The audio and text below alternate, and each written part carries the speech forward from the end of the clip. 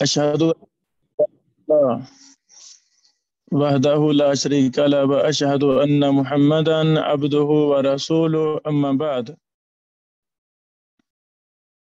کتاب الطہارہ من الجامع الکامل حدیث نمبر 1315 عن عائشة رضی اللہ عنہا عن النبی صلی اللہ علیہ وسلم قال الماء لا ينجسه شيء. ہماری امی جان مومنوں کی ماں عائشہ صدیقہ رضی اللہ تعالی عنہا سے روایت ہے، وہ نبی صلی اللہ علیہ وسلم سے بیان فرماتی ہیں، آپ علیہ السلام نے فرمایا پانی کو کوئی چیز ناپاک نہیں کرتی۔ الماء لا ينجسه شيء، پہلا مسئلہ ہے ان عائشہ تا، خواتین کا نام ظاہر کرنے میں کوئی حرج نہیں ہے۔ ہمارے ہاں برصغیر پاک و ہند میں یہ معیوب سمجھا جاتا ہے، حالانکہ ایسی کوئی بات نہیں ہے۔ مومنوں کی ماں کا نام، امی عائشہ کا نام، دیگر ہماری ماؤں کے نام، صحابیات مبشرات کے نام سامنے آ سکتے ہیں، لکھے جا سکتے ہیں، تو میری ماں، میری بہن، بیٹی کا نام بھی ظاہر ہو جائے تو اس میں کوئی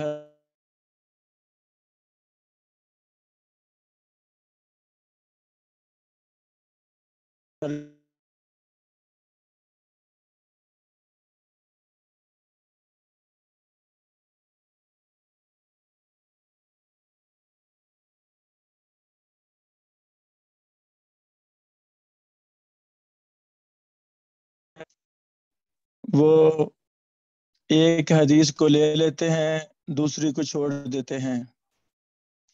جن لوگوں کے منہج میں کجی ہوتی ہے، ٹیڑھ پن ہوتا ہے، وہ علم حدیث کے ساتھ انصاف نہیں کرتے۔ جس شخص نے حدیث کے ساتھ انصاف نہ کیا، گویا کہ اس نے محمد رسول اللہ صلی اللہ علیہ وسلم کے ساتھ انصاف نہیں کیا، گویا کہ اس نے پیارے دین کے ساتھ انصاف نہیں کیا، اور یہ حرام ہے، کبیرہ گناہ ہے انصاف نہ کرنا۔ تو جب بھی ہم نے فتویٰ دینا ہے یا مسئلہ بتانا ہے تو اس مسئلہ کی تمام احادیث کو دیکھ کر پھر مسئلہ بتانا ہے۔ اسے کہتے ہیں احادیث کو جمع کرنا۔ تو یہ مطلق حدیث ہے کہ پانی کو کوئی چیز ناپاک نہیں کرتی۔ ہم نے پچھلے لیکچروں میں 2 لیکچروں میں کلتین والی حدیث پڑھی، اس میں لفظ کلتین کی تقیید ہے، جس پر ہم نے مفصل بحث کی 3-4 گھنٹے۔ تو یہ حدیث عام ہے، اس کا معنی یہی بیان ہم کریں گے، اگر پانی میں گندگی گر جائے، گندگی گرنے کی وجہ سے رنگ، بو یا ذائقہ تبدیل ہو جائے تو وہ پانی ناپاک ہو جاتا ہے۔ بات ختم ہوئی۔ لکھا ہے حسن، یہ حدیث حسن درجے کی ہے۔ صحیح حدیث کے چار قسمیں ہیں۔ صحیح حدیث کی 4 قسمیں ہیں، صحیح لذاتہ، صحیح لغیرہ، حسن لذاتہ، حسن لغیرہ، اور یہ چاروں کی چاروں حجت ہیں محدثین کے ہاں۔ تو حسن بھی صحیح حدیث کی ایک قسم ہے۔ اگر راوی سارے ثقہ ہوں تو حدیث صحیح لذاتہ ہی ہو جاتی ہے، لیکن اگر ان راویوں میں سے سب کا یا کسی ایک کا 2 کا حافظہ ضبط کچھ خفیف ہو، عدالت پوری ہے، ضبط خفیف ہے تھوڑا سا، تو اس کی روایت کو محدثین نے حسن قرار دے دیا ہے۔ ضبط کے بھی قواعد ہیں، ضبط کی قسمیں ہیں، ضبط پر تفصیلات ہیں۔ جو بھی پچھلے مہینوں میں نے نئی کتاب لکھی ہے تحمل و ادا کے اصول و ضوابط، اس میں ضبط پر میں نے کافی تفصیلی بحث کی ہے۔ اللہ تعالیٰ توفیق دے ہمیں، ہم اس کتاب کو شائع کریں۔ بڑی ہماری وہ قیمتی کتاب ہے تحمل و ادا کے اصول و ضوابط، اردو زبان میں یہ پہلی کتاب ہے۔ لاہور میں پچھلے مہینوں میں نے ایک دورہ کروایا تھا اسماء الرجال کے نام سے، الحکمہ انٹرنیشنل ادارہ میں تخصص کی کلاس میں۔ اس میں نے ایک پورا لیکچر دیا تھا ضبط پر۔ یہ جو ہمارا علوم الحدیث، اس کی پلے لسٹ میں جائیں، وہاں ایک دورے کا نام ہے دورہ اسماء الرجال، اس نام سے ہے۔ یہ سارے لیکچر ہی سننے والے ہیں، اس میں غالباً تیسرا یا چوتھا لیکچر یا ایک لیکچر صرف ضبط پر ہے، وہ ضرور سنیں، آپ کو بڑا فائدہ ہوگا۔ اچھی چیز جہاں سے ملے ہمیں لے لینی چاہیے۔ ایک مجھے نوجوان مجھے میسج لکھتا ہے کہ محترم، میں نے آپ کے لیکچر ڈاؤن لوڈ کیے اور آپ کا ایک ایک لیکچر میں نے 60 بار سنا ہے۔ تو وہ مجھے کہتے شاہ صاحب آپ مجھ سے امتحان لے لیں، کوئی جملہ بولیں لیکچر کا، میں آگے سے سنانا شروع کر دوں گا، کوئی مسئلہ پوچھے میں آپ کو سمجھاؤں گا۔ اگر میں 100 نمبر لے لوں تو مجھے اجازت و روایہ بھی دے دیں، اپنے ادارے کی سند بھی دے دیں، جو آن لائن یونیورسٹی ہے اس کی۔ میں بڑا خوش ہوا، میری آنکھوں سے آنسو جاری ہو گیا۔ کہنے کا مقصد یہ ہے کہ اب ہر جگہ ہر اصول پر بحث نہیں ہوتی۔ مدرس کا یا مصنف کا یہی طریقہ ہوتا ہے، اگر اس نے اپنے کسی کتاب میں پہلے بحث لکھ دی ہے تو اس کی طرف اشارہ کر دیتا ہے، لو جی فلاں جگہ میں نے بحث لکھ دی ہے، اس کو پڑھا جائے۔ اور علم کا حریص وہ اپنی گم شدہ متاع علم تحقیق اس کو پا لیتا ہے۔ بہرحال ضبط خفیف ہو تو وہ روایت حسن بن جائے گی، باقی ساری شرطیں صحیح کی ہی ہوتی ہیں حسن کے اندر بھی۔ رواہ البزار، اس کو روایت کیا امام بزار نے۔ کشف الاستار یہ مسند بزار پر کام ہے، بعد میں ایک محدث نے کیا، 249 نمبر حدیث ہے۔ والطبرانی فی الاوسط، امام طبرانی نے اپنے کتاب الاوسط میں اس کو نقل کیا ہے 2093 میں۔ امام طبرانی بہت بڑے محدث تھے، اللہ اکبر۔ جن لوگوں سے بھی اللہ تعالیٰ نے زیادہ کام لیا ہے ان کے حالات کو مفصل طریقے سے پڑھنا چاہیے، اس میں بڑا کچھ ملتا ہے کہ ہمارے بزرگوں نے کیسے کام کیے، کوئی سہولیات نہیں تھی، کیسے بڑے بڑے کارنامے سر انجام دیے۔ تو پھر ہمیں ایسے بزرگوں کے حالات کو کئی کتابوں سے پڑھنا چاہیے، ہر کتاب میں کوئی نہ کوئی الگ صفت الگ چیز مل جاتی ہے، پھر بندہ تہ تک جا پہنچتا ہے، پھر ساری باریکیاں واضح ہو جاتی ہیں کہ فلاں محدث نے اس طرح کام کیا، یہ کا طریقہ کار تھا۔ تو یہ جو ہمارے بڑے بزرگ محدثین گزرے ہیں ان کے منہج کو، ان کے طریقہ تعلیم کو، طریقہ تدریس کو جب ہم لازم پکڑیں گے تو انشاءاللہ چلو ہم محدث نہ صحیح، ہم حدیث کے خادم تو بنے جائیں گے نا، حدیث کے طالب علم تو بنے جائیں گے نا، 100% نہ صحیح، کچھ نہ کچھ فیصد تو ہم اس فن میں مہربانی جائیں گے۔ بہرحال امام طبرانی رحمہ اللہ سے بھی مجھے بڑی محبت تھی، میں نے ان پر مفصل دراسہ کیا، ان کے پیچھے لگ گیا، مفصل حالات میں نے لکھے۔ محدث رسالہ ماہ نامہ محدث لاہور، ہمارے جامع رحمانیہ کا رسالہ، اس میں میرا یہ مضمون چھپا تھا۔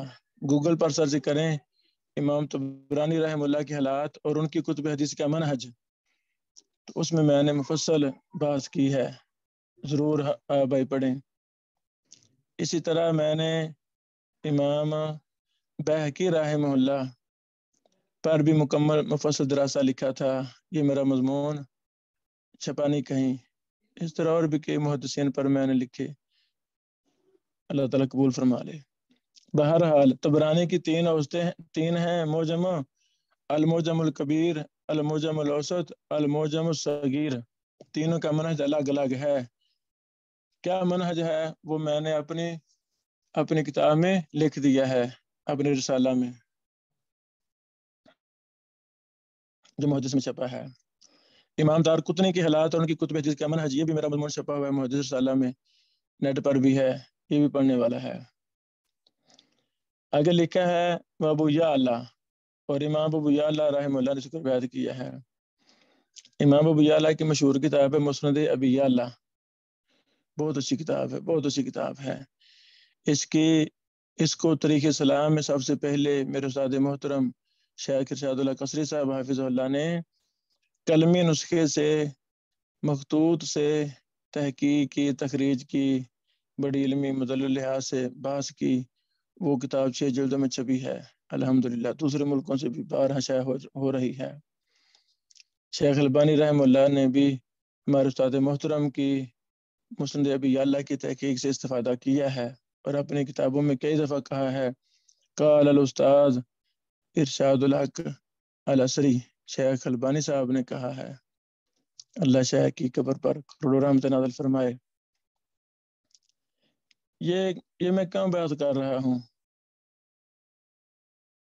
یعنی یہ علم کے آلات ہیں، آلے ہیں علم کے.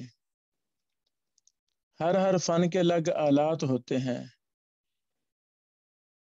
اسلحہ ہوتا ہے. تو ایک طالب علم کا اسلحہ کتابیں ہیں، کتابوں کا تعارف ہے، کتابوں کا منہج ہے. تو ہمارے سامنے جو بھی چیز آ جائے، مثلاً ابو یعلا کا نام آ گیا ہے، تو یہ پڑھ کے ہم نے چھوڑنا نہیں ہے، اس کے پیچھے لگ جانا ہے. بھئی ابو یعلا کون تھے، کہاں پیدا ہوئے، کیسے پڑھا، کیا کام کیا.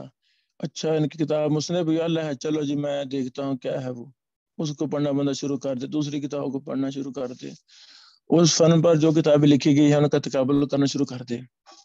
یعنی ایک چیز سامنے ہے تو اس کے پیچھے بندہ لگ جائے، اردو میں سرچ کرے، عربی میں سرچ کرے، انگلش میں سرچ کرے، بہت کچھ مل جاتا ہے. لیکن افسوس کہ پڑھنے والے نہیں ہیں، بہت لوگ کم پڑھنے والے ہیں.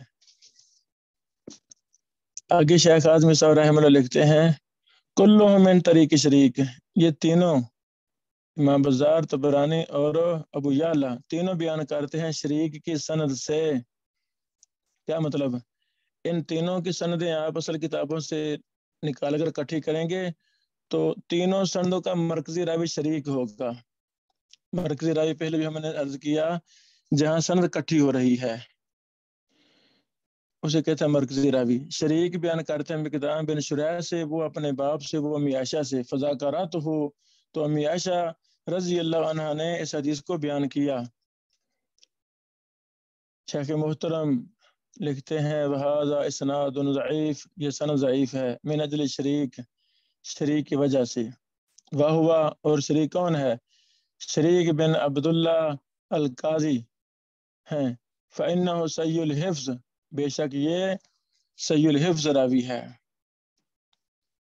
اللہ اکبر. ابھی میں نے یہ تقریب و تہذیب پکڑ لی ہے. اب ہم تقریب و تہذیب میں راوی تلاش کرنے کا طریقہ یہ ہے، اور جرح و تعدیل کی کتابوں میں ایک ہی طریقہ ہے، جو مرضی کتاب ہو. تاریخ بغداد سے راوی تلاش کرنا ہے، تاریخ دمشق سے تلاش کرنا ہے. سب سے بڑی تاریخ کی کتاب تاریخ دمشق ہے. اللہ اکبر، 80 جلدوں میں ہے. کیا کمال. اللہ امام ابن عساکر کی قبر پر کروڑوں رحمت نازل فرما.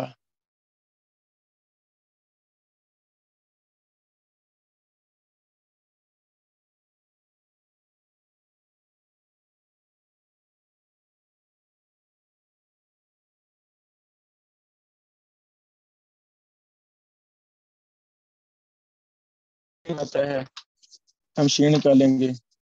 شین آ گیا. ہر حرف، مثلا شین ہے تو شین کے بعد شین الف شروع ہو جائے گا، شین الف، پھر شین با، پھر شین تا، ہم نے نکالنا ہے شین را، شین را بھی آ گیا ہے، تو شریک شین را یا پر جانا ہے ہم نے، پھر ہمیں جلدی یہ مل جائے گا. شین را ہا، شین را کاف، لو جی شریک بھی آ گیا. جب شریک ہم نے کھولا شریک آ گیا ہے، تو یہاں ہمیں کئی شریک ملے ہیں. تو جو فرمانا ایک نام کے کئی راوی ہیں، ایک نام کے کئی راوی. ہمارا جو راوی ہے وہ ہے شریک بن عبداللہ القاضی، شریک بن عبداللہ القاضی. توجہ فرمانا، پہلے راوی ہے شریک بن حنبل الابسی، یہ ہمارا راوی نہیں ہے. دوسرا شریک ہے شریک بن شہاب الحارثی، یہ بھی ہمارا نہیں ہے. تیسرا راوی ہے شریک بن عبداللہ النخعی الکوفی القاضی بواسط، یہ ہمارا راوی ہے. راویوں کی پہچان کے اصول ہیں، نسبت سے راوی پہچانا جاتا ہے، مکمل نام سے پہچانا جاتا ہے، وغیرہ وغیرہ. حافظ ابن حجر اسقلانی رحمہ اللہ لکھتے ہیں شریک بن عبداللہ النخعی الکوفی القاضی بواسط ثم الکوفہ ابو عبداللہ صدوقن، یہ راوی صدوق درجے کا ہے. آگے لکھا ہے یخطئ کثیرن، یہ بہت زیادہ غلطیاں کرتا تھا. اللہ اکبر. جب راوی بہت زیادہ غلطیاں کرتا ہے، یہ ہے علت کا مسئلہ، علل الحدیث کا مسئلہ ہے. یہ جو ہم نے کتاب لکھی شائع کی علل الحدیث کے اصول و ضوابط، اس میں نے اس پر تفصیلی بحث کی ہے. غلطی کی قسمیں ہیں، غلطی کی یخطئ قلیلا یخطئ کثیرا اخطأ بمرہ، یہ مختلف اصطلاحات محدثین نے استعمال کی، ان کا الگ الگ حکم ہے. اب وقت نہیں ہے تو ہماری کتاب علل الحدیث، اس میں ساری تفصیل ہم نے لکھی ہے. یخطئ کثیرا تغیر حفظه منذ والی القضاء بالکوفہ، ان کا حافظہ خراب ہو گیا تھا جب کوفہ میں قاضی بنے، والی بنے قضات کے. وکان عادلا فاضلا عابدا شدیدا علی اہل البدع، یہ حکم مختصر ابن حجر رحمہ اللہ نے نقل کیا ہے. تو جس کا حافظہ خراب ہو جائے اسے کہتے ہیں مختلط راوی، اختلاط والا راوی، اختلاط کا شکار ہو گیا تھا. تو اختلاط سے پہلے کی حدیثیں صحیح ہوتی ہیں، اختلاط کے بعد کی حدیثیں ضعیف ہوتی ہیں. اللہ اکبر. اللہ محدثین پہ رحم نازل فرمائے، انہوں نے ایک ایک مختلط راوی پر الگ الگ کتابیں لکھ دی ہیں. تو ان راویوں نے کب ان کی اختلاط ہوا تھا وہ تعین کر دیا ہے، فلاں ثانی ہجری کو اختلاط ہوا تھا. اس سے پہلے کس نے بیان کیا ہے ان کے نام لکھ دیے، بعد والوں کے نام لکھ دیے. اس پر سب سے مفصل کتاب امام ابن القیال کی ہے، اللہ اکبر، الکواکب النیرات کے نام سے. اس کتاب کا میں نے خلاصہ نکالا تھا، زمانہ طالب علمی میں خلاصہ نکالا تھا، پھر اس میں بہت زیادہ اضافے بھی کیے تھے. اللہ تعالیٰ وہ بھی ہمیں شائع کرنے کی توفیق عطا فرمائے. بہرحال یہ ہم نے پڑھا پہلے ابن حجر رحمہ اللہ کی بحث.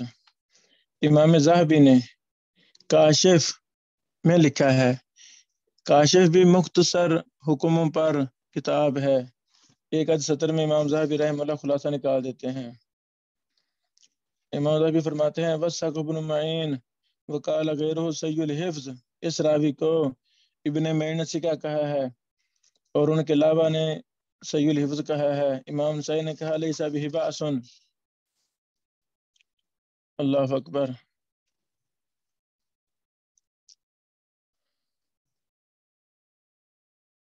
ابن حجر اسقلانی نے فتح الباری کے مقدمہ میں لکھا ہے مختلف فی، یہ مختلف فی راوی ہے.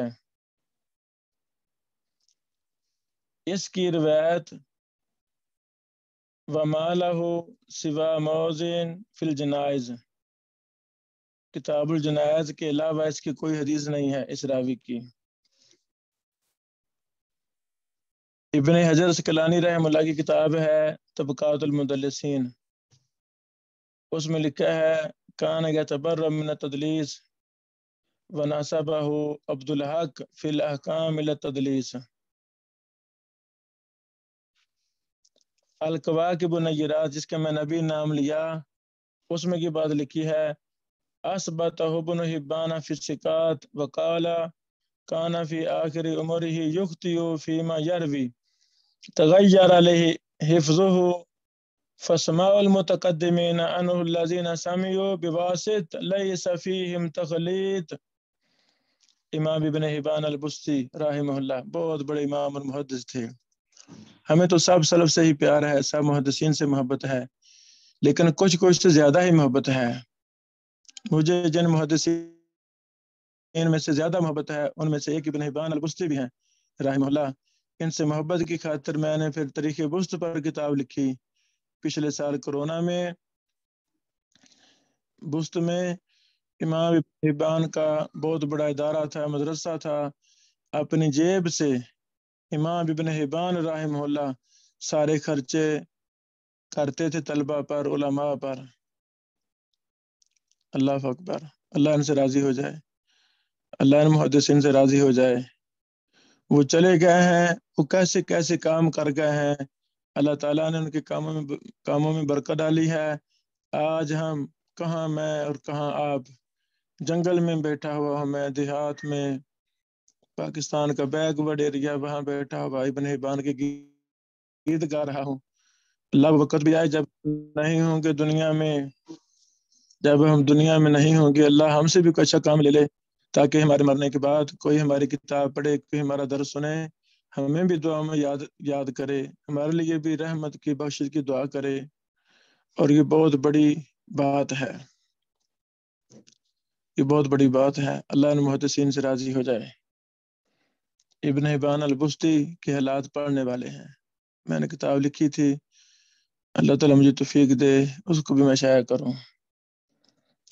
بہرحال ابن حبان فرماتے ہیں، متقدمین کا سماع جنہوں نے واسط میں سنا اس راوی سے، اس میں تخلیط نہیں ہے، اختلاط نہیں ہے۔ مثل یزید بن ہارون و اسحاق الازرق، یزید بن ہارون، اسحاق الازرق، یہ وہ راوی ہیں جنہوں نے شریک سے پہلے سنا تھا، یعنی اختلاط سے پہلے۔ واسماء المتاخرین عنہ بالکوفہ فیہ اوہام، متاخرین کا سماع جو انہوں نے کوفہ میں کیا تو اس میں اوہام ہیں، غلطیاں ہیں۔ اس طرح محدثین راویوں کی غلطیوں سے پردہ چاک کرتے تھے، بڑی زیادہ محنت کرتے تھے۔ اللہ اکبر۔ بہرحال امام ابن حبان رحمہ اللہ کا منہج کیا ہے، ثقات میں، صحیح ابن حبان میں، دیگر کتابوں میں میں نے ایک ایک کتاب پر منہج پر مفصل بحث کی ہے۔ ابن حبان کے حوالہ سے کہ یہ کہ غلط باتیں مشہور ہیں ہمارے ہاں مدارس میں، اہل علم میں، کہ یہ غلط باتیں مشہور ہیں ابن حبان رحمہ اللہ کے حوالہ سے، میں نے ایک ایک بات کا بڑا مفصل رد کیا ہے اپنی کتاب تاریخ بست میں۔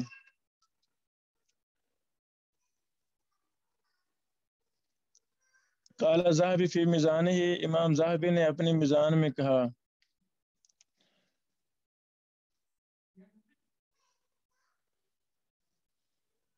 لمبی عبارت ہے، عبد الجبار بن محمد نے کہا، میں نے یحییٰ بن سعید سے کہا، زعموا، محدثین نے گمان کیا ہے، ان شریکن انما خلط بآخرہ، کہ وہ تو خلط کا اختلاط کا شکار ہوگا تھا آخری عمر میں۔ تو امام یحییٰ بن سعید نے کہا، لا زال مختلطا، وہ ہمیشہ مختلط رہا ہے۔ سبحان اللہ۔ امام ذہبی ابو زرع نے کہا، کانا کثیر الحدیث صاحب وہم، حدیثیں بہت زیادہ بیان کرتے تھے، ان کو وہم ہو جاتا تھا۔ وَهُوَ یغلط احیانا، کبھی کبھی غلطی بھی کر جاتا تھا۔ یہ بھی کہا گیا ہے، انہ حدث بواسط باحادیث بواطیل، وقال ابو زرع لا تقل بواطیل۔ یہ لمبی بحث ہے، پھر ان کی مراسیل پر بحث وغیرہ وغیرہ۔ یہ نا تقریب التہذیب کے کئی نسخے ہیں، میرے پاس اس کے 2-3 نسخے ہیں۔ تو ایک نسخے میں ایک محقق صاحب نے نا تقریب کے ساتھ اور بھی کتابوں کو جمع کر دیا ہے، الکاشف کو، طبقات المدلسین کو، فتح الباری کی فصل تاسع کو، مقدمہ فتح الباری کی، الکواکب النیرات کو، شرح علل ابن رجب کو، روات المراسیل لبی زرع کو، اور دیگر کے فوائد جو مختصر کتاب سب کو جمع کر دیا، تو کتنا فائدہ ہو گیا، ایک ہی جگہ پر ہمیں ایک راوی کی ساری معلومات مل جاتی ہیں۔ یہ چند باتیں کرنے کا میرا مقصد یہ تھا کہ محدث اعظمی رحمہ اللہ نے ایک سطر میں یہ اشارہ کر دیا کہ وَهَذَا إِسْنَادٌ ضَعِيفٌ مِنْ أَجْلِ شریک وَهُوَ ابن عبد اللہ القاضی فإنه سيء الحفظ۔ کیونکہ اگر ہر کتاب میں ایسے لمبی لمبی بات کریں تو پھر یہ الجامع الکامل یہ 100 جلد سے بھی آگے نکل جاتی، کون اس کو لیتا، اس لیے مختصر ترین جملہ نے لکھ دیا خلاصہ کلام۔ اب سوال پیدا ہوتا ہے کہ شیخ اعظمی صاحب رحمہ اللہ اگر یہ راوی ضعیف ہے آپ کی تحقیق میں تو پھر اس کو آپ نے کیوں حسن کہا ہے، یہ اعتراض تھا، اس کا خود ہی جواب دے رہے ہیں۔ جواب کیا دیتے ہیں تو جو فرمانا، بہت اہم مسئلہ ذکر کیا شیخ اعظمی صاحب رحمہ اللہ نے، ولیکن یکویہ ما روی عن عائشہ موقوفا، لیکن اس کو تقویت دیتا ہے وہ جو روایت کیا گیا عائشہ سے موقوف۔ آپ ایسے سمجھیں شیخ اعظمی صاحب رحمہ اللہ کو جو پہلی سند ضعیف ہے اس کو تقویت دینے کا ایک دوسری سند مل گئی جن کا مخرج الگ ہے، دوسری سند موقوف ہے، پہلی مرفوع ہے، تو فرماتے ہیں اس وجہ سے جو دوسری ہے موقوف وہ تقویت کا سبب بن رہی ہے پہلی سند کے، اس لیے میں نے اس کو حسن قرار دے دیا ہے۔ لکھتے ہیں ولیکن یقویہ ما روی عن عائشہ موقوفا لاختلاف مخارجہما، ان دونوں کے مخرج کے الگ ہونے کی وجہ سے، مختلف ہونے کی وجہ سے۔ مخرج کہتے ہیں حدیث کہاں سے آ رہی ہے، ایک حدیث کوفہ سے آ رہی ہے تو دوسری حدیث بغداد سے آ رہی ہے، تیسری حدیث مصر سے آ رہی ہے، چوتھی شام سے آ رہی ہے، پانچویں سعودی عرب سے آ رہی ہے، اسے کہتے ہیں مخرج، کیونکہ ان دونوں کا مخرج الگ الگ ہے۔ امی عائشہ کی جو مرفوع روایت ہے اس کا مخرج اور ہے، امی عائشہ کی جو موقوف روایت ہے اس کا مخرج اور ہے، مخرج کی تبدیلی کی وجہ سے تقویت مل جاتی ہے۔ تو موقوف روایت کہاں ہے، وہ ما رواه احمد، جس کو روایت کی امام احمد نے 35,399 نمبر، واسحاق بن راہوے 1,393 نمبر، وابن خزیمہ 251 نمبر، وابن حبان 1192 نمبر، والبہقی، اور بہقی نے، ان سب نے، یہ سب کیسے روایت کرتے ہیں، کلہم من طریق یزید الرشک، یہ سارے یزید رشک سے بیان کرتے ہیں، وہ معاذہ سے، وہ کہتی ہیں سألت عائشہ عن الغسل، میں نے سوال کیا امی عائشہ سے غسل کے والے سے، من الجنابہ، جنابت سے، غسل جنابت، فقالت، انہوں نے کہا ان الماء، بے شک پانی، لا ینجسہ شیء، پانی کو کوئی چیز ناپاک نہیں کرتی، قد کنت اغتسل، میں غسل کیا کرتی تھی، انا ورسول اللہ، میں اور اللہ کے رسول صلی اللہ علیہ وسلم، من اناء واحد، ایک برتن سے، یبدأ، آپ شروع ہوتے آپ، فیغسل یدیہ، اپنے ہاتھوں کو دھوتے۔ تو ایک اور مسئلے کی طرف اشارہ کرنا چاہتا ہوں، یہ فائدہ ہوتا ہے زیادہ سندیں، زیادہ طرق متن اکٹھے کرنے کا، پہلے میں وضاحت نہیں ہے تو دوسرے میں وضاحت آ گئی، یعنی پہلے میں بس مطلق ہے ان الماء لا ینجسہ، الماء لا ینجسہ شیء، تو دوسرے میں پورا واقعہ آ گیا، مرفوع بھی امی عائشہ بیان کر رہی ہے، موقوف بھی امی عائشہ بیان کر رہی ہیں، مرفوع کا مخرج اور ہے، موقوف کا مخرج اور ہے، مرفوع میں مرکزی راوی ہے شریک بن عبداللہ القاضی، لیکن موقوف میں مرکزی راوی ہے یزید رشک، یہ راوی مرکزی ہے، تو مخرج الگ الگ ہوگا نا۔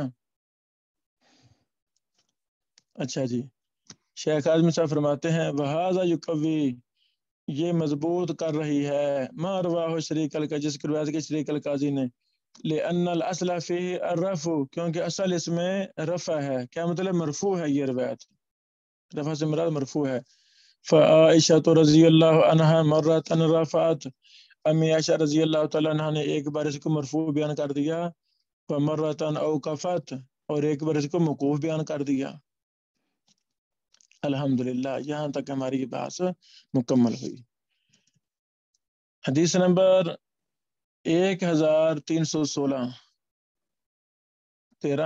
16 نمبر حدیث، الجامع الکامل کتاب الطہارہ، عن ابی سعید الخدری رضی اللہ تعالی عنہ انہ قال قیل یا رسول اللہ، کہا گیا اللہ کے نبی صلی اللہ علیہ وسلم، انا توضا من بئر بضاعہ، کیا ہم بئر بضاعہ سے وضو کریں؟ بئر کہتے ہیں کنواں، بضاعہ جگہ کا نام تھا.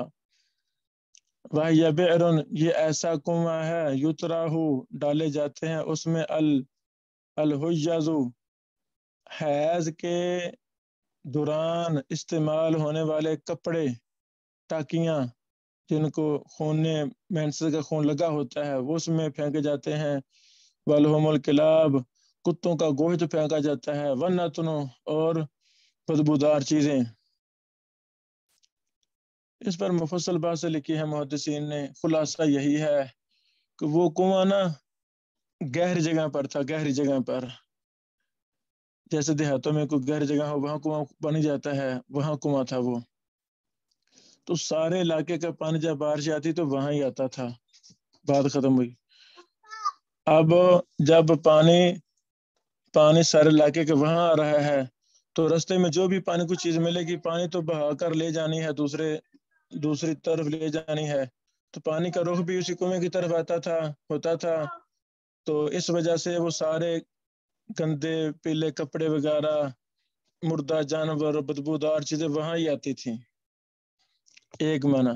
دوسرا مطلب وہ کنواں اصل میں نا وہاں پانی رکتا نہیں تھا، اس کا پانی آگے نکل جاتا تھا. کتنے کنویں ہم نے خود دیکھے ہیں، وہاں گندا پانی بھی آ رہا ہے، اچھا بھی آ رہا ہے، لیکن وہ پانی وہاں رکتا نہیں ہے، پانی آگے نکل جاتا ہے.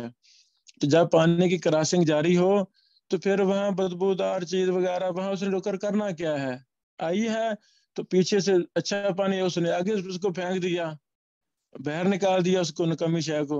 یہ اس کا مطلب ہے. یہ میں نے مختلف محدثین کی وضاحتوں کا خلاصہ بیان کیا ہے. اگر اس پر محدثین کے اقوال شروع کر دیں تو بہت لمبی ہو جائے گی بحث. خلاصہ میں نے بیان کر دیا. فقال رسول اللہ کے رسول محمد رسول اللہ صلی اللہ علیہ وسلم نے ارشاد فرمایا. اللہ اکبر. آج ہی میں گھر میں مہمان تھا، وہاں چھوٹی سی دعوت تھی، وہاں ایک مجھے بھائی ملے، وہ بات پر ایک سب کو تصویر دکھا رہے تھے، لو جی یہ میرے پیر و مرشد ہیں، دیکھ لو. مجھے بھی دکھانے لگے، یعنی وہ کسی پیر فقیر کی تصویر تھی کہ یہ میرے پیر و مرشد ہیں. اور یہ اصطلاح عام ہے. میں نے اس بھائی کو بٹھایا، میں نے کہا بھائی جان بیٹھے میرے پاس، 2 منٹ ٹائم دیں. وہ بیٹھ گیا.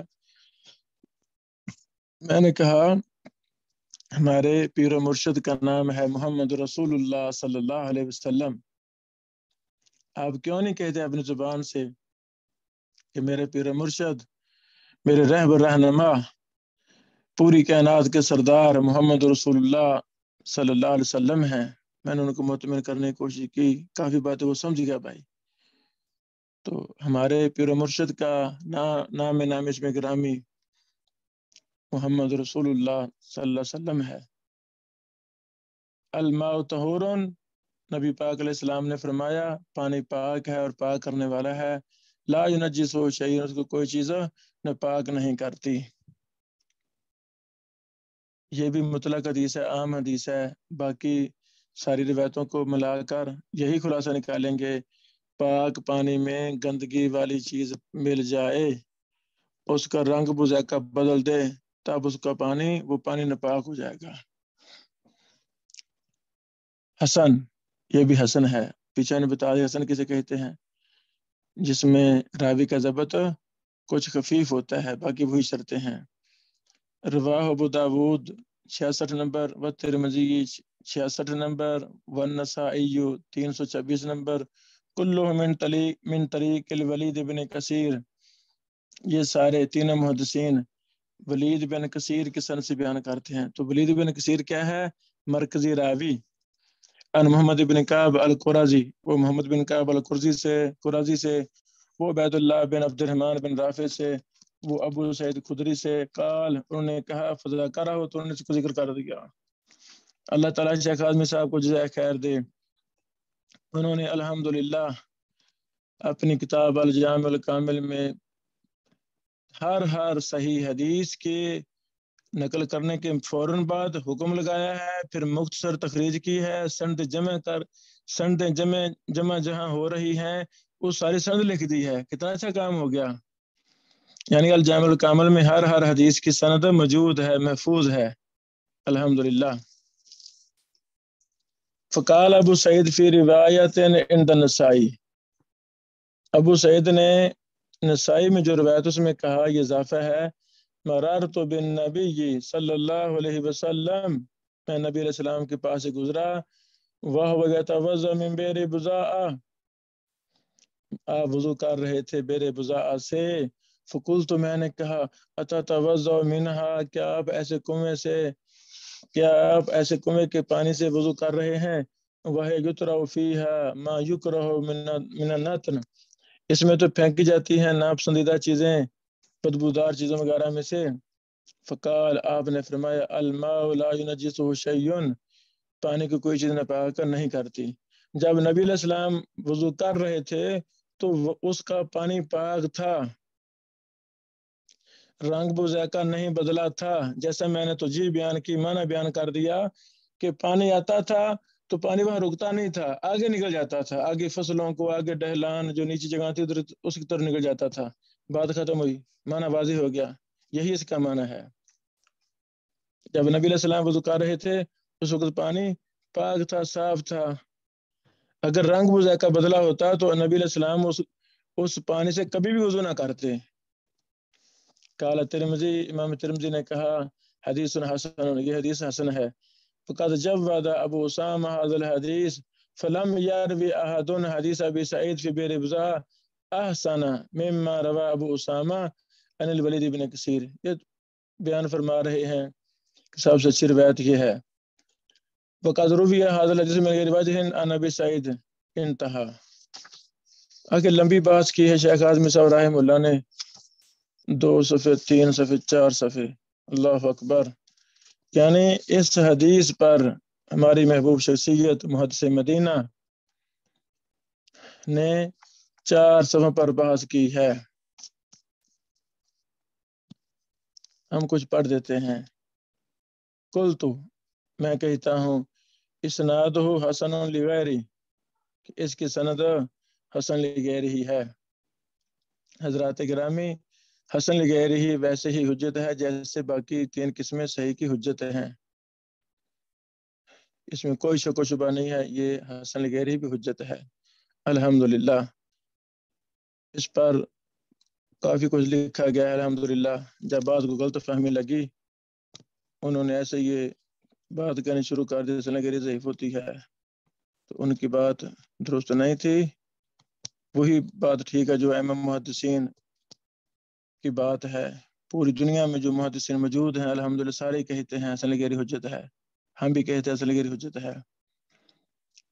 ایک میری کتاب ہے تخریج و تحقیق اصول و ضوابط، اس کے آخر میں میں نے اس پر مفصل کافی بحث کی ہے، اسی مسئلہ پر حسن لغیری پر. مقالہ تسریہ فضیلت الشیخ بیبہ مدثری حافظ اللہ کی کتاب ہے، اس میں کافی مفصل اسی مسئلے پر بحث ہے. سعودیہ کے ایک شیخ ہیں خالد بن منصور الدریس حافظ اللہ، دکتور صاحب ہیں، ان کی کتاب ہے 5 جلدوں میں حسن لغیری پر انہوں نے بڑی مفصل بحث کی ہے. یہی ثابت کیا ہے کہ یہ حجت ہے. شیخ البانی صاحب ہو گئے، احمد شاکر مصری صاحب ہو گئے، ابو اسحاق الحوینی صاحب ہو گئے، یہ سارے محدثین جو موجودہ ہیں جو پرانے تھے، یہ سب کہتے ہیں یہ حجت ہے اور یہی بات حق ہے۔ شاذ بات کو ہوا دینا یہ خدمت دین نہیں ہوتی، منہجی غلطی ہوتی ہے۔ منہجی غلطی کو نہیں لینا چاہیے، شاذ باتوں کو نہیں لینا چاہیے۔ جتنے بھی محدثین گزرے ہیں ہمارے دور کے یا زندہ ہیں الحمدللہ، سب کہتے ہیں حسن الغیری حجت ہے، اللہ قلیل جن کو غلط فہمی لگی ہے ان کی بات ہی شاذ ہے، تو شاذ بات کو نہیں لیا جاتا۔ بہرحال اس پر ہم نے لیکچر بھی دیے تھے حسن الغیری پر، وہ بھی ہمارے یوٹیوب چینل علوم الحدیث پر 8-10 لیکچر ہمارے موجود ہیں، وہ سنیں انشاءاللہ کافی آپ کو فائدہ ہوگا۔ شیخ اعظم صاحب فرماتے ہیں یہ سند حسن الغیری ہے۔ وعبید اللہ بن عبد الرحمن بن رافع لم یوثقہ احد، اس کو کسی نے بھی سکہ نہیں قرار دیا۔ ذکر ابن حبان فی الثقات، اس کو ذکر کیا ابن حبان نے اپنی کتاب الثقات میں جلد 5 صفحہ نمبر 71۔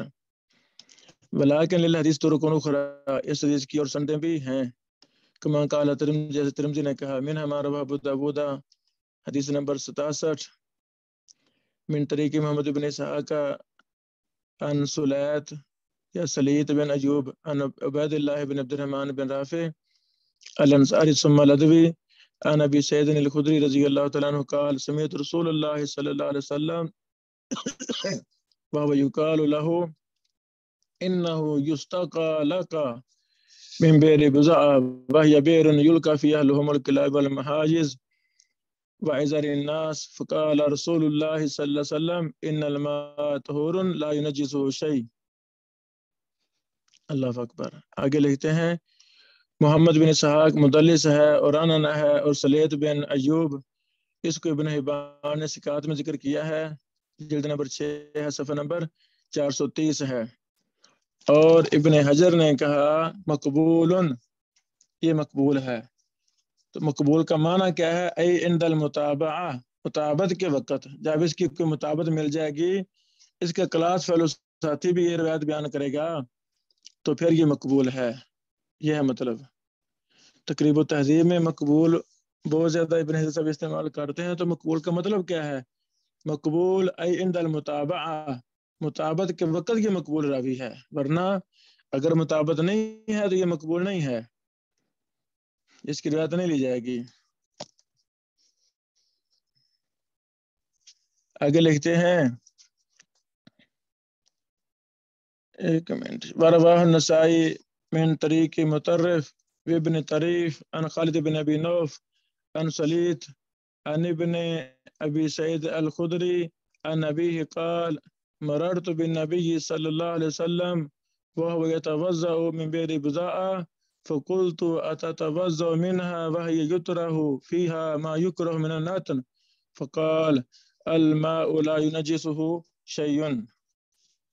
اللہ اکبر۔ وفيه خالد بن ابی نوف ذکر ابن حبان فی الثقات، یہ لفظ نا سلیت ہے، سین لام یا تو، لکھا ہے ابن حجر صاحب نے یہ تقریب التہذیب میں بفتح اول ہی وکسر اللام، یہ راوی سلیت ہے، سلیت نہیں ہے، سلیت راوی ہے، تو لفظ سلیت ہے، سین لام یا تو، لام کے نیچے زیر ہے، سین پر زبر ہے، سلیت۔ وفی خالد بن ابی نوف ذکر ابن حبان فی الثقات، جلد 6 صفحہ نمبر 264۔ اب یہ آگیا ہے ذکر ابن حبان فی الثقات، کہیں آتا ہے وثق ابن حبان فی الثقات، وثق اور ہے، ذکر اور ہے۔ بعض اہل علم میں فرق نہیں کرتے، ان کو غلطی لگی ہے، فرق کرنا چاہیے۔ ایک راوی کو ابن حبان صاحب نے ثقات میں ذکر کیا ہے اور ساتھ لکھا ہے ثقاتن، حکم لگایا ہے، تو پھر کہیں گے وثق ابن حبان فی الثقات۔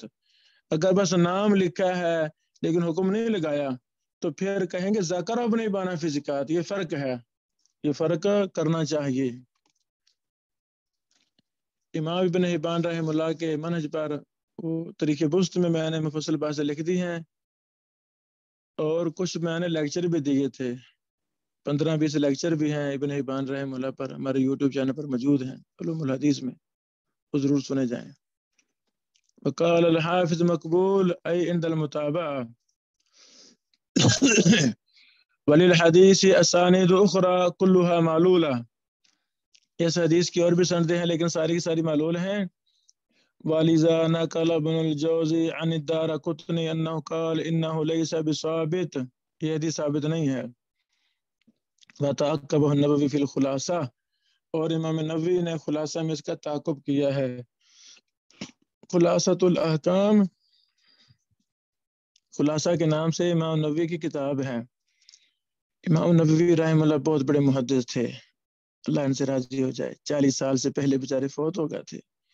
अल्लाह ने इनसे बड़ा काम लिया, अल्लाह ताला इनसे बड़ा काम लिया। अल्लाह अकबर।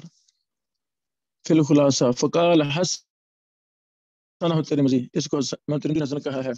वफ़ी बाद नुस्ख़ों में है हसन सहीहुन। फ़क़ाल अल इमाम अहमद बिन हंबल हुवा सहीहुन वक़द क़ाल आख़रून वक़ौलुहु मुक़द्दमुन अला क़ौलि दारक़ुतनी इन्नहु ग़ैरु साबित। इमाम दारक़ुतनी कह रहे हैं गैर साबित है, बाकी मुहद्दिसीन कह रहे हैं ये साबित है, सही है, हसन है। तो आज़मी साहब फरमाते हैं कि इसी का कौल, इमाम दारक़ुतनी के कौल से दूसरे मुहद्दिसीन के अक़वाल को तक़दीम दी जाएगी, उनको मुक़द्दम किया जाएगा।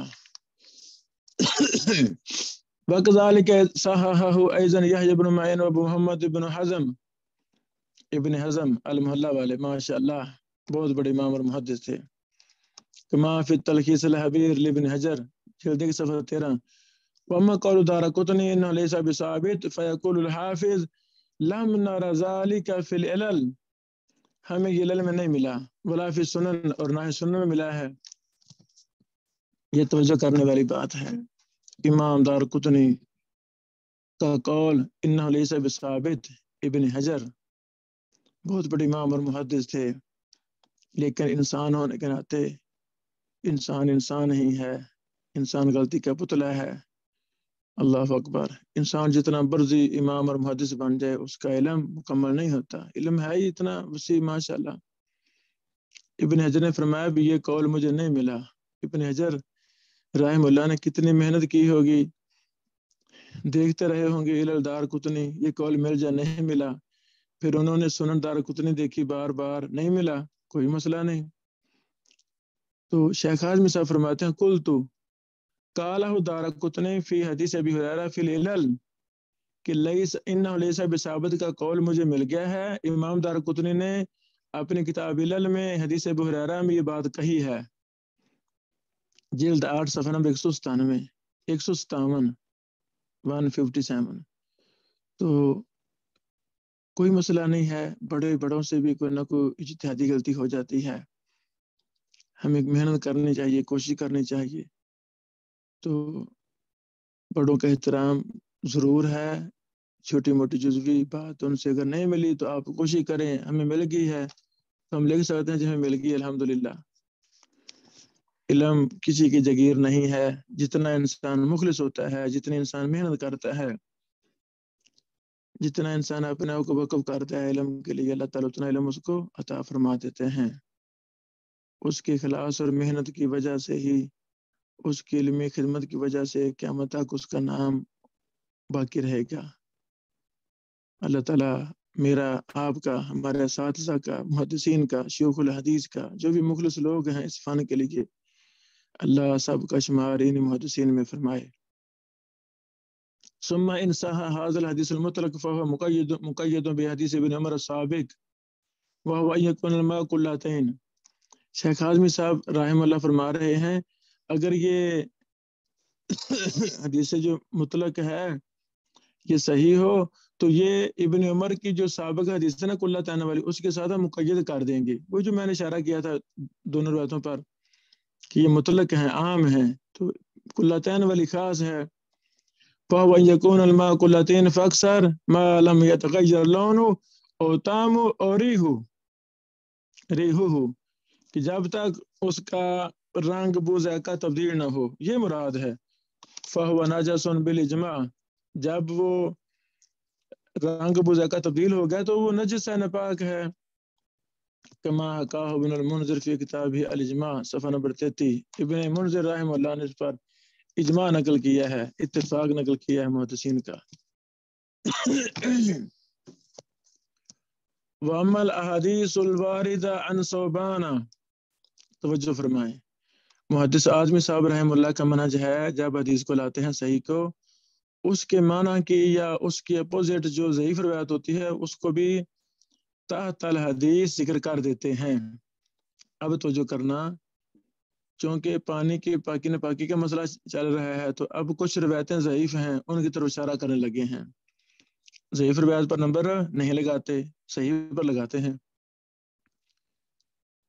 وَأَمَّا الْأَحَادِيثُ الْوَارِدَةُ عَنْ ثَوْبَانَ عَنْ رَسُولِ اللَّهِ صلی اللہ علیہ وسلم قال الماء طہور الا ما غلب على طعمه اور ريحه، کہ پانی پاک ہے، پاک کرنے والا ہے، مگر جب اس پر غالب آ جائے اس کے ذائقے پر، اس کی بو پر، گندگی غالب آ جائے۔ رواہ دارقطنی وغیرہ فهو ضعیف، یہ روایت ضعیف ہے۔ وَكَذَلِكَ مَا رُوِيَ عَنْ أَبِي أُمَامَةَ رسول اللہ صلی اللہ علیہ وسلم قال ان الماء لا ينجسه شيء الا ما غلب على طعمه وريحه ولونه، رواہ ابن ماجہ 521 نمبر۔ وغیرہ فهو ضعیف ايضا، یہ بھی روایت ضعیف ہے۔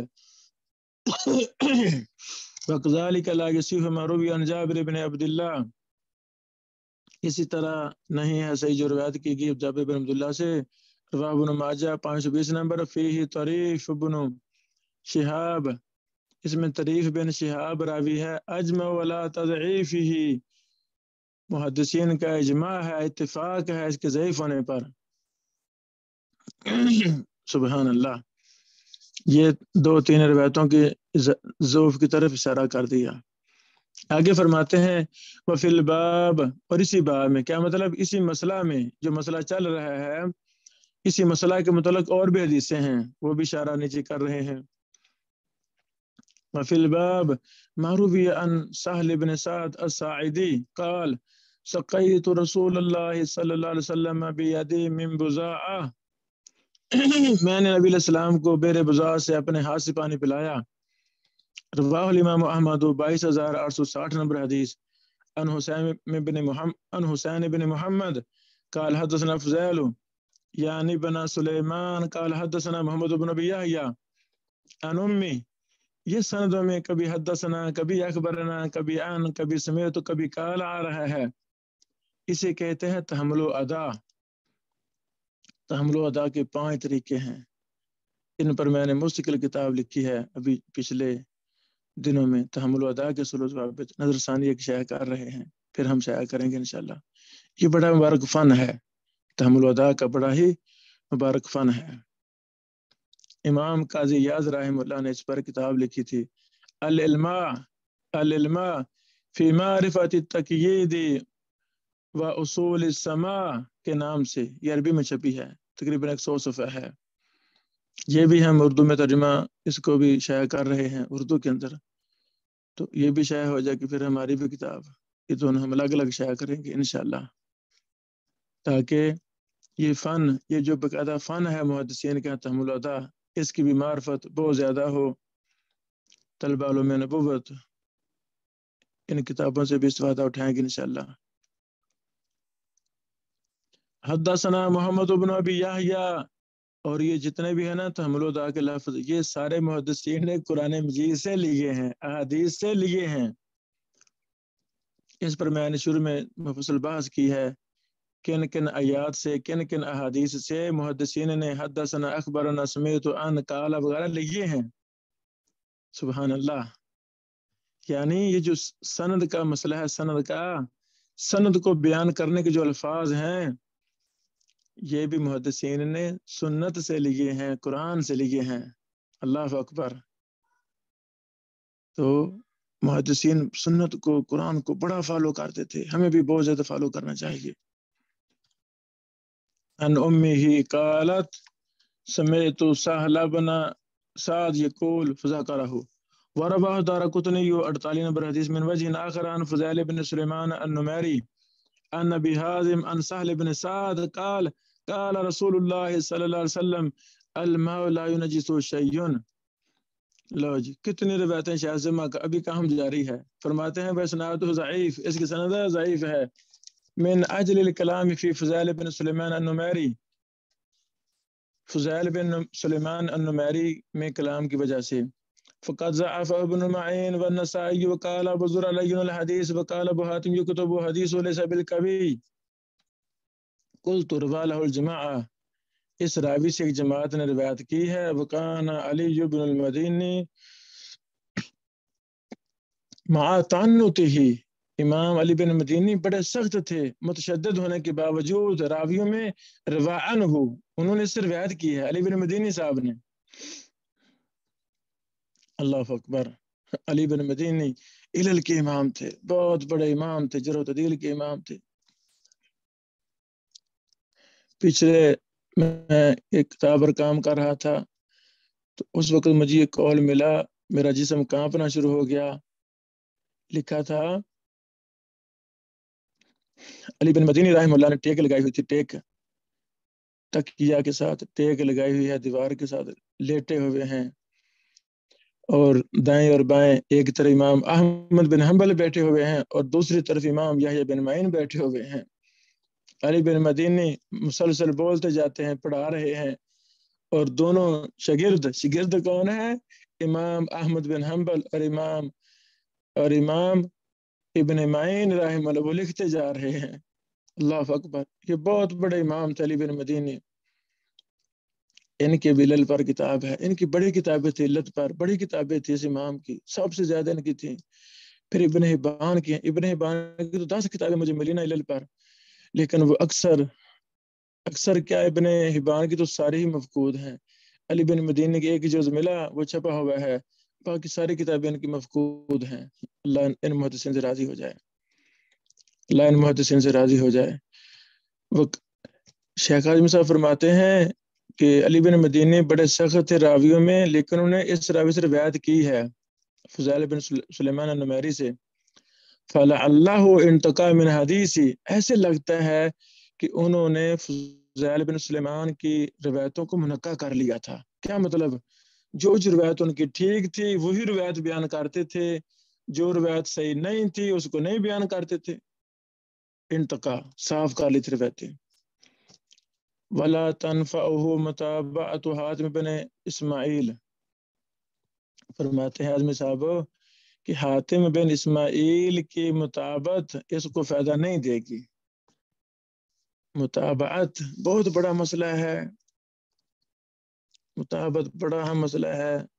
اللہ تعالیٰ زندگی دے، آئندہ سالوں میں انشاءاللہ متابعت پر بھی ایک کتاب لکھنا چاہتا ہوں. یہ بہت ہی اہم مسئلہ ہے. اللہ اکبر. ایک لمبی داستان ہے متابعت کی.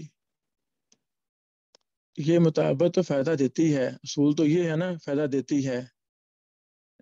ایک سند میں ضعیف راوی آ گیا، دوسرے میں سکہ راوی آ گیا ہے، تو سکہ جب ضعیف کی متابعت کر رہا ہے، موافقت کر رہا ہے، اسی حدیث کو اسی استاد سے بیان کر رہا ہے، تو وہ تو پھر صحیح ہو جاتی ہے نا روایت. لیکن آج میں صاحب فرماتے ہیں کہ حاتم بن اسماعیل کی مطابقت فائدہ نہیں دے گی. کیوں؟ لاضطرابہ فی اسنادہ، کیونکہ اس کی سند میں اضطراب ہے، مضطرب یہ سند ہے.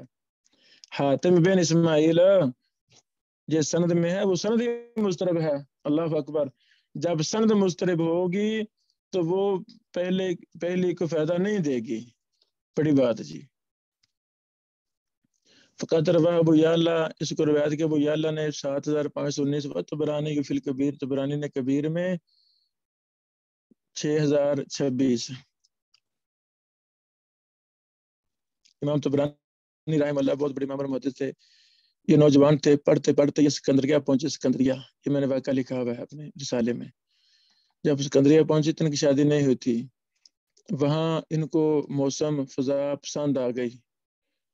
وہاں چونکہ تمام بحری جہازوں کا، عربوں سے جو بھی بحری جہاز آتے تھے نا، وہ سکندریہ ہی آتے تھے. آج بھی یہی ہے، جیسا کہ ویکیپیڈیا وغیرہ میں لکھا ہوا ہے اور کتابوں میں بھی ہم نے پڑھا لکھا ہوا ہے.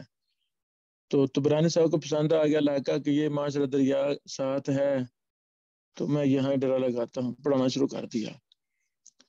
ان کا اخلاص، ان کی محنت، وہاں کی شہزادی کو باتیں پہنچی کہ آپ کے شہر میں ایک محدث آیا بیٹھا ہے، وہ دین کا کام کر رہا ہے.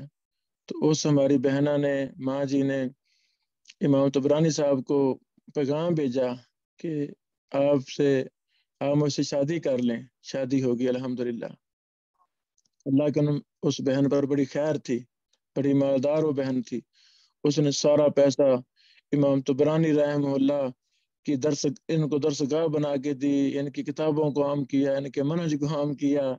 امام طبرانی نے ساری زندگی پھر ادھر ہی گزار دی، اسکندریہ میں بڑا کام کیا دین کا، رحمہ اللہ رحمتاً واسعہ.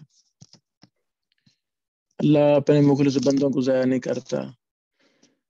غیب کے خزانے جیسے پہلے کھلے تھے آج بھی کھلے ہوئے ہیں، ہمیں مخلص ہو جانا چاہیے. والبیہقی فی السنن وفی المعارف، سنن کا جلد نمبر 1 صفحہ 259 ہے، اور معرفہ امام بہقی کی حدیث نمبر 1823 ہے. کلو من طرق عن حاتم بن اسماعیل، یہ سارے بیان کرتے ہیں حاتم اسماعیل سے.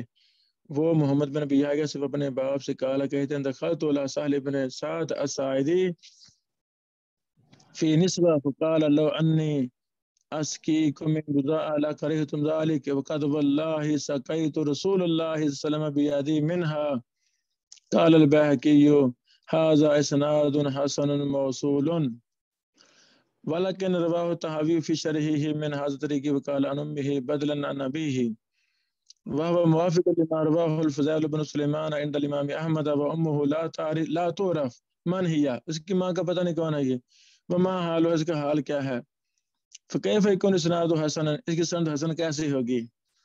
یعنی جو بہقی صاحب نے کہا نا حسن ہے، تو اس کا رد لکھ رہے ہیں اعظمی صاحب، یہ حسن روایت نہیں ہے. مستراب ہی، اور یہ مضطرب بھی ہے. فی الاسناد والمتن، سند بھی مضطرب ہے، متن بھی مضطرب ہے. مضطرب کی وجہ بھی یہ علت کے اسباب میں سے ایک اسباب ہے مضطرب. اس پر بھی میں نے اپنی کتاب اپنا علل پر جو لکھی ہم نے شائع کی، اس میں ہم نے اس پر مفصل بات کی ہے. اللہ اکبر. اس طرح اعظمی صاحب رحمہ اللہ نے اور بھی آگے نہ کچھ سندوں پر بحث کی ہے. تو یہ ہم نے کلاس روم میں کتاب طہارہ من الجامع الکامل دی تھی. اب میں دوبارہ نشر کر دوں گا، یا کوئی نشر کر دے گروپ کے اندر، تاکہ یہ ساری بحث آپ آئی اس کو پڑھ سکیں. اسی باب کی اگلی حدیث 1317، اس سے ہمارا باب بھی مکمل ہو جائے گا آج الحمدللہ. عن ابن عباس قال اغتسل بعض ازواج النبی صلی اللہ علیہ وسلم فی جفنہ، نبی کریم صلی اللہ علیہ وسلم کی بعض بیویوں میں سے بعض نے ٹپ میں بڑے برتن میں غسل کیا. فجاء النبی، نبی علیہ السلام لیتوضا منہا، تاکہ آپ اسی ٹپ کے پانی سے وضو کریں یا آپ نہائیں، یا اغتسل یا آپ غسل کریں. فقالت له یا رسول اللہ، انہوں نے کہا لیکن نبی علیہ السلام انی کنت جنبا، میں جنبی تھی، ناپاک تھی. نبی علیہ السلام نے فرمایا ان الماء لا یجنب، پانی ناپاک نہیں کرتا، پانی ناپاک نہیں ہوتا. ان الماء لا یجنب، لا یجنب، پانی ناپاک نہیں ہوتا، پریشان نہ ہوں. حسن، یہ روایت حسن ہے. رواہ ابو داود 68 و ترمذی 65 و نسائی 325 و ابن ماجہ 370 371 کلہ من طریق سماک ابن حرب عن اکرمہ عن ابن عباس. قال ترمذی حسن صحیح. قلت، میں کہتا ہوں اسنادہ حسن لجل سماک بن حرب وقد اعل بانہ کان یقبل التلقین، اس کو ملول کہا گیا ہے کیونکہ سماک بن حرب تلقین کو قبول کرتے تھے. تلقین کیا ہوتی ہے؟ لقمہ دینا. لقمہ جیسے نہیں کوئی امام صاحب نماز پڑھا رہے ہوں، وہ بول جائیں پیچھے لقمہ دیتے ہیں، لقمہ، تو وہ پھر اس کے مطابق پڑھ کے پھر آگے وہ چلا جاتا ہے، آگے نکل جاتا ہے، اسے کہتے ہیں تلقین. تو کئی راوی روایتی حدیث میں سے وہ لقمہ قبول کرتے تھے. کلاس کے اندر جب پڑھا رہے ہیں تو کوئی شاگرد زبان سے کہتا ہے استاد جی ایسے نہیں ایسے، تو وہ فوراً قبول کر لیتے تھے بغیر تحقیق ہی.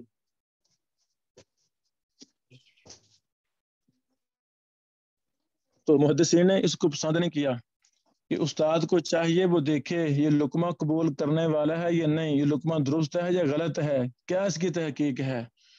وہ بس وہ شاگرد نے کہا تو فوراً قبول کر لیتے، ٹھیک ہے جی. تو طلبہ اس کو لکھ لیتے تھے. لقمے کو قبول کرنا یہ بھی علت کے سبب میں سے ایک سبب ہے. اس پر بھی ہم نے بات کی علل پر جو کتاب لکھی. ولاکن رواہ ابن خزیمہ، لیکن روایت کی ابن خزیمہ نے حدیث نمبر 91 من طریق شعبہ عنہ وہو لا یحمل ان مشایخہ الا صحیح حدیثہم. تو جو امام شعبہ ہے نا، امام شعبہ ان کی صفت ہے وہ اپنے شیوخ سے وہی حدیث لیتے ہیں جو ان کے لیے صحیح ہوتی ہے. سبحان اللہ. یہ دلیل ہے کہ یہ روایت معلول نہیں ہے اور یہ روایت تلقین والی بھی نہیں ہے. وصححہ ایضا ابن حبان، اس کو صحیح کہا ابن حبان نے 1242 نمبر حدیث والحاکم جلد کی صفحہ نمبر 195 نمبر حدیث صفحہ کہ اللہ من هذا الوجہ وقال الحاکم هذا حدیث صحیح، یہ حدیث صحیح ہے فی الطہارہ، طہارہ میں، ولم یخرجاہ، اور دونوں نے اس کو نہیں نکالا، امام بخاری مسلم، ولا یحفظ له الا، اور اس کی علت محفوظ نہیں ہے، یعنی یہ معلول نہیں روایت. والجفنا، جفنا کے معنی کیا ہے؟ القصع الکبیرہ، بڑا ٹپ. الحمدللہ اس کے ساتھ ہماری یہ حدیث بھی مکمل ہوئی. کوئی بھائی کا سوال ہو تو پوچھ سکتے ہیں.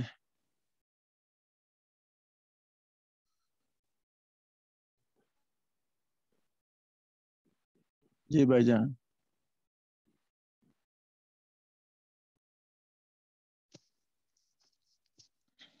یہ جو